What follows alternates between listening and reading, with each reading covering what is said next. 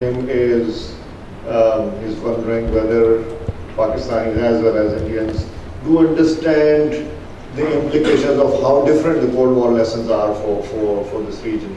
And perhaps this is what should be the sense of the discussion that will take place. Now let's move on and make this more complicated. Our next speaker is Dr. Andrew Flutter. He is an associate professor in international politics at University of Leicester. He's also been a visiting lecturer at University of Birmingham, Warwick, and he's been a visiting fellow at the Center of Arms Control Non-Proliferation in Washington, D.C. He's been a visiting scholar at Monterey that several of the audience here is very, very familiar with. He's a member of the Cyber Nuclear Security Threats Task Force run by NTI, the National Nuclear Threat Initiative. Also an honorary research fellow in nuclear strategy at University of Birmingham, and a member of Euro-Atlantic Security Next Generation Working Group. Now, Andrew will speak to us on emerging technologies and nuclear South Asia. This will gel well with what we have discussed. You have the floor, sir. Thank you very much. And I want to extend my thanks to everybody in the room for coming today. And for all the wonderful people I've met so far in Pakistan. This is my first trip to Pakistan. I arrived on Monday.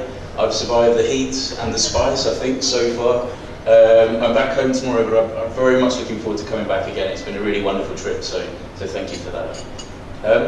I was asked today to talk about emerging technologies, but I thought rather than look at developments in submarines, cruise missiles, etc., which are very important, I thought I'd take a slightly different look at this and unfortunately expand this problem even further. So as a result, I'm going to talk about what I see as the next big challenge for global nuclear order, of which South Asia is of course an intrinsic and an incredibly important part. And that's the rise of a suite of advanced non-nuclear weapons. Each of these have the potential to undermine nuclear systems in different ways, and when taken together, I think might necessitate a reassessment of how we manage our nuclear world. This isn't necessarily today, but I'm trying to think about the future, although of course I don't have a crystal ball, so these are just ideas for the moment.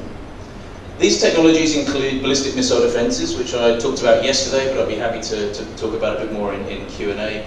Conventional precision strike missile systems, increasingly exotic technologies, anti-submarine warfare capabilities, anti-satellite technologies, and all of the various challenges which are posed by this nebulous concept of cyber, which I think is an incredibly important aspect of how we think about and manage our nuclear order. Nuclear armed states have faced unsettling technological change before, and I'm sure you can think of many examples. But this embryonic cyber-enabled or IT-enabled nuclear environment, which I think we are on the cusp of and perhaps even stepping into now, in my view represents quite a significant shift in how we think about and manage nuclear weapons, how we conceive nuclear strategy, proliferation, deterrence, and manage global nuclear order. And I think these challenges, these dynamics will have implications here as well that will need to be thought about. These types of conventional weaponry that I will talk about increasingly are able to perform roles that were only reserved for nuclear forces, or at least were best carried out with nuclear weapons. And this creates lots of new challenges, I think, for stability, pressures for arms racing, and therefore the possibility of a future conventional first strike capability. What I'm going to talk about today is quite US-centric, but I think we can see in the medium or short to medium term that these ideas, technologies, dynamics will proliferate to this region as well. Because of this, it's at least conceivable, I think, that we might be at the start of a third nuclear age where the rules of the nuclear game change yet again, and I'll come on to that towards the end.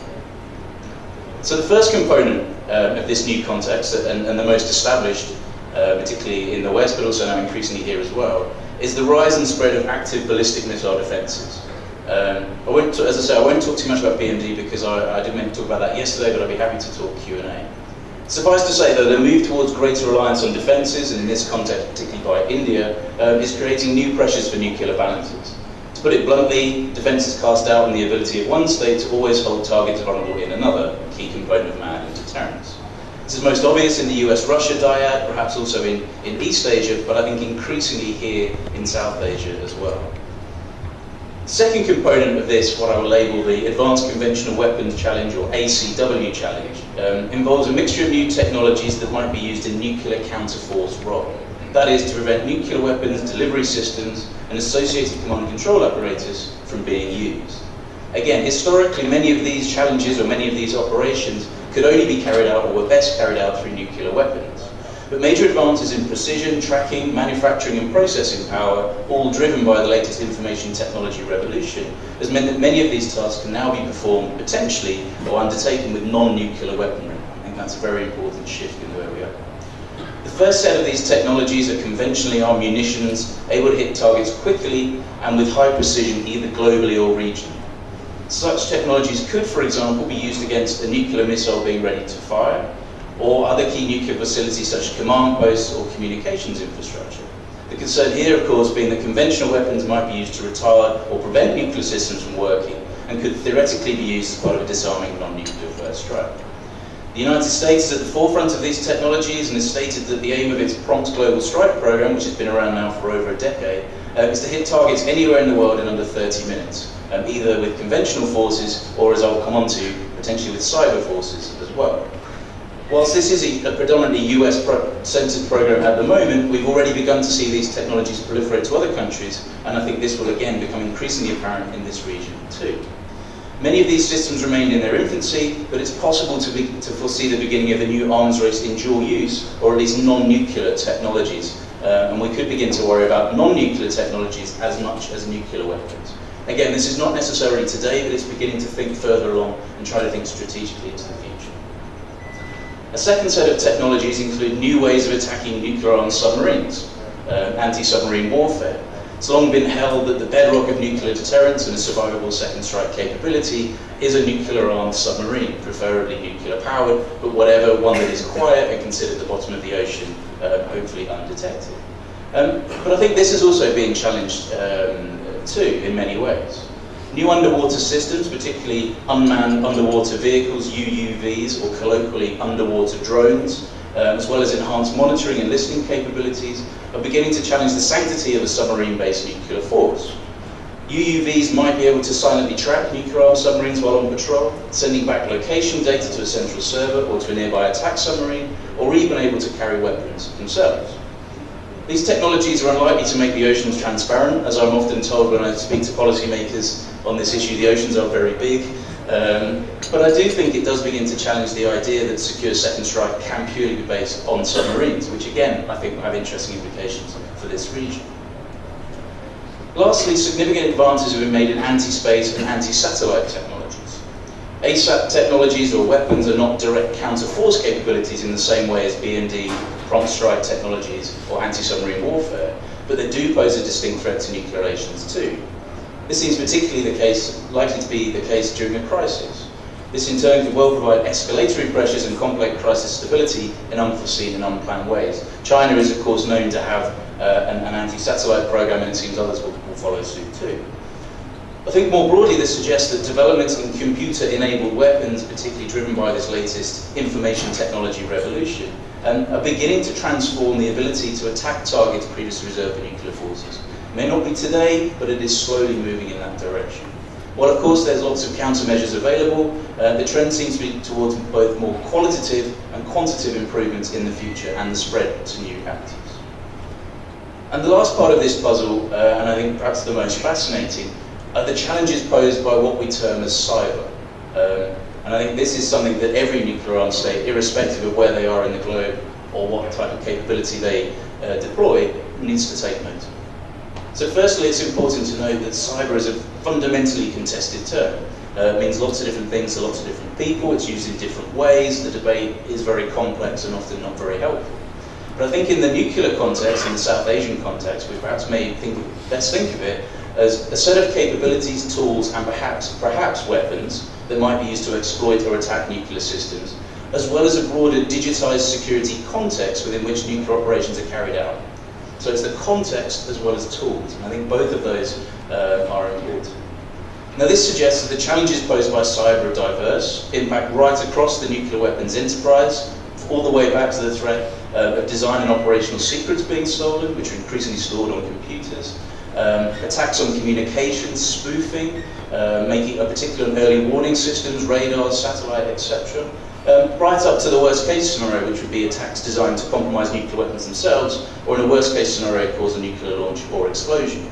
There are some in the United States at the moment that fear that a US ICBM could possibly be launched in some way through cyber capabilities or a cyber attack. This is a very, very, very small possibility, but it can't be proved that it couldn't happen. So this is an interesting area to look at. I think there are also dangers inherent in the increasing computerization of nuclear operations. And this is particularly the case for the likelihood of mistakes and what I want to term as normal nuclear accidents. Those of you that may be familiar with Eric Schlosser's book, Command and Control, I don't know if some people have read that, will know how close we've come in the past to nuclear accidents. This has nothing to do with war, this has nothing to do with people attacking. This is just the fact that a lot of nuclear systems are complex. They rely on lots of things that must all work in the same way at the same time. The argument here being that the more complex you make nuclear systems, the command structures, the more you digitize this, the more software you rely on, the more chances not just of people attacking that software or systems, but of it just simply going wrong or not working in ways that you would expect. Again, I can talk a bit more about that in Q&A. There are important differences when we talk about cyber between those attacks designed to enable something, that is, cause a launch or explosion, and those that seek to disable them, i.e. stop them from working in their normal way. Attacks might also be carried out directly against nuclear systems, such as through hacking C2 or preventing launch orders or sending false code codes, or indirectly, such as through interfering with or spoofing early warning systems, so that they either see nothing or bombarded with false attack information. A good example of this happened in 2007 when Israel purportedly hacked into a Syrian air defense radar and allowed the non-stealthy Israeli jets to fly over unnoticed. In many ways you could liken this to, in Hollywood films or Bollywood films, when a bank robber somehow hacks into the CCTV, turns it off so it shows nothing so the robber can walk right in. It's an example. This wasn't a nuclear early warning system, but it gives an idea of how you might attack these systems in the future. It's also interesting to think about who would want to carry out these attacks. It strikes me that states would most likely want to disable systems through cyber capabilities, while terrorists or non-state actors may wish to precipitate a launch, explosion, or a crisis. I think it's important to differentiate the nature of that attack. Hackers might somehow gain access to these systems remotely. Stuxnet, which I'm sure some of you are familiar with, that was unveiled or revealed almost a decade ago, 2010, shows that even systems, and nuclear systems particularly, that are air-gapped are not invulnerable. Stuxnet was air-gapped, and the likelihood it is infected by somebody either picking up and using a USB, or one of the contractors having malware plugged into their laptop, which they then cross the air gap and plugged in. I can talk a bit more about Stuxnet in Q&A if you like, but it just shows how important or how the possibilities of infiltrating systems that are air-gapped. It also shows, I think, the importance of humans and personnel reliability programs when it comes to nuclear operations, even in the case of cyber. If you're anything like me, you have a nasty tendency of clicking on emails before you've thought of what it is, or picking up a USB, putting it in your computer, and these are often the easiest ways of getting into a system of attack. Cyber threat will, of course, vary an awful lot depending on systems, posture, threat environments, and that's why I think it's particularly important potentially in this region too. The push towards modernisation of nuclear C2 and weapons will exacerbate this, and this is particularly, I think, the case for nuclear forces kept on high alert, or particularly, or to me seem particularly susceptible to some sort of cyber interference, possibly indirectly, maybe even lowering the threshold of what possibly you would have to do. Again, I can talk more about this in Q&A, but it already seems that the United States is operationalising a cyber attack capability as part of a full spectrum missile defence idea. That is, trying to stop missiles, in this case, you can probably guess North Korea, stopping their missiles from launching, stopping their missiles from launching through cyber operations. There's been lots of rumours that certain North Korean missile tests have been failures because of cyber. I honestly couldn't say whether there's much truth to that, but you can almost certainly guarantee that the US is trying to do this. That is what's going on. This suggests a very interesting change in norms. If you are now able to infiltrate people's systems so they don't work and missiles don't launch, this creates a really interesting problem for people to think about. And again, I think it depends on how sophisticated and how much you modernise systems. There's a real value, I think, to keeping systems old, secure, and separate. Although that may not always be very fancy with those of us that like to do everything through our iPad or iPhone, I think in the nuclear realm it makes sense to keep things simple. So each of these new technologies, which are in various different stages, provide challenges in their own right, but are magnified considerably when we view them together and as force multipliers. It seems unlikely any of these would be used individually. It seems much more likely to be used together. They do seem to me to challenge at least require reassessment of some long-held and central assumptions about MAD, stable nuclear deterrence based on a secure second strike capability, and challenge a lot of the orthodoxy that was built up during the Cold War, which interestingly, as Christoph said, we are now thinking about how it may apply to a nuclear South Asia. And there are several implications of this. First, certain states might begin to perceive that an adversary is moving towards acquiring a disarming non-nuclear first strike capability. Even the perception here, I think, is important. Second, concerns about nuclear vulnerability from different types of threats will likely curtail any further arms control efforts more broadly, and perhaps in particular confidence-building measures in this region. Third, the likelihood of new levels of proliferation, particularly moves to diversify or expand nuclear forces, but also in non-nuclear systems as well. And I think particularly here in cyber attack capabilities, or at least thinking about how cyber can be used to achieve these aims. Fourth, these new technologies are likely to create little understood dynamics for nuclear crisis management, signaling unintended escalation, and possibly in worst case scenario, creating new use it or lose it dynamics and pressures. It strikes me, and this is a question I haven't looked into it enough yet, but we need to begin to reassess escalation, not just in light of cold start doctrine, Indian missile defense, but in light of these broader dynamics that may be changing the battlefield and shifting the way we think about escalation. Again, going back and reanalyzing those ideas that came from the Cold War and whether they apply directly today. I would suggest, therefore, that the world stands at a technological and policy crossroads regarding the future about advanced conventional weaponries and the possibilities of future deterrence by denial. It is possible, I think, to foresee a future strategic environment where nuclear forces might be compromised, or at least confidence in them is reduced, deterrence might fail, crises quickly escalate out of control, and the threshold for nuclear use is lowered. I hate to be a doom-monger. I wish there was a much brighter story out of this, but I think it's important that we're aware of it now, before it becomes too ingrained, before these challenges perhaps go out of hand. So thinking about this even more broadly, so much was made nearly 3 decades ago of a transition from a first to second nuclear age. I'm sure you're aware of this in the literature, with the end of the Cold War. Challenges ostensibly changed, the global nuclear order shifted. What I would argue, I think, is at least worth considering that we're on the cusp of another shift in global order, one where the challenges are not strictly nuclear, but are increasingly non-nuclear as well. This third nuclear age, I think, will be characterized as much by a blurred global nuclear order, where advanced non-nuclear technologies play an ever-increasing role in deterrence thinking, strategic balances, crisis management, and proliferation. The third nuclear age, if indeed this is where we're heading, might therefore be as much about conventional weaponry as it is about nuclear, and in some respects returning us to the world of the 1940s, and maybe that's where we need to learn the lessons from, rather than the world of the 1960s. Missile defense, precision strike, and cyber, not to mention the future possibilities offered by nanotechnology, artificial intelligence, autonomous and other exotic technologies, are increasingly impacting the way that states view nuclear weapons strategy and global nuclear order. This is, of course, likely to be experienced by different actors in different regions of the globe, but I think overall it will necessitate a rethinking of the role of nuclear forces in defense planning, and particularly how they are secured and how they are strategized. Ultimately, I think in the third nuclear age, and this applies to South Asia as much as anywhere else, it may no longer make sense to treat nuclear weapons issues in isolation. This is increasingly, I think, a blurred line, and one that we would do well to step across and begin to think about more holistically. Thank you very much. I'm distinctly